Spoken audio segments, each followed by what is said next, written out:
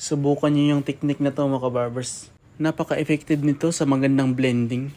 Ayan, gumawa muna ako ng guidelines dyan mga kabarbers. Parang tinandaan ko lang dyan yung hangganan ng paghagod natin ng clipper or hangganan ng pag-blend natin.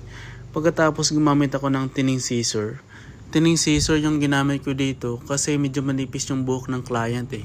Kaya hindi ko sa ginamitan muna ng clipper guard para hindi mabigla yung pagkanipis. Medyo matagal lang yung prosesong to pero napaka-effective nito mga kabarbers. Next, gumamit ako ng trimmer. Gumawa ako ng guidelines para sa fade natin. Bali, yan nga pala yung guidelines para sa burst fade. Next naman mga kabarbers, gumamit ako ng number 1 na guard tapos half adjust lang. Bali, paunti-unting bura tayo sa guidelines. Bahala na medyo matagal mga kabarbers, at least sigurado yung pag-fade natin. Hindi tayo magkakamali. Take note, yung hagod natin dito, paslant lang. And then gamit tayo ng 0.5 na guard, bali half adjust. Ganun pa rin yung proseso mga kabarbers. Paunti-unting bura tayo ng guidelines and then no guard, half adjust. Ganun pa rin yung proseso ng paghagod natin para hindi naman matamaan yung sa may bandang itaas. Next, gamit tayo ng maliit na suklay at saka yung tinning scissor. Bali patatamaan na natin dyan yung natitirang dark spot mga kabarbers. Pagkatapos spray tayo kasi magbe-blade tayo. Hila-hila lang tayo ng balat dito para safe yung paggamit natin ng blade. At saka maganda yung paghagod natin ng blade kapag hinila natin yung balat.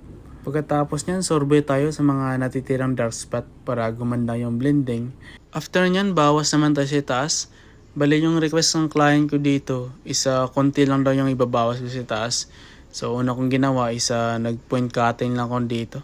Parang tinanggal ko lang din yung sumusobra.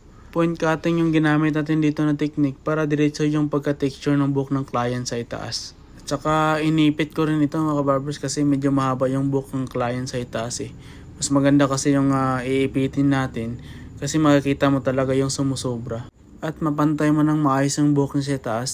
Pagkatapos nilinisan ko yung buhok niya sa itaas gamit yung blower before tayo maglagay ng wax. Yung mabang wax mga kabarbers para fresh. Nakakaengganyo kasi niya ng client eh kapag mabango yung wax na ilalagay natin. Lalo na pag mapurma mo ng maayos yung buhok niya sa taas.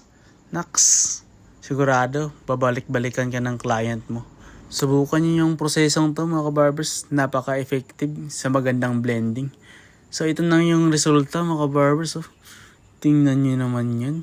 Bukod sa malinis tingnan, napakaangas pa nito mga kabarbers. Kaya kung ako sa inyo mga kabarbers, try nyo rin yung proseso to. Napaka-effective. So yun, maraming salamat sa panonood mga kabarbers. Ingat!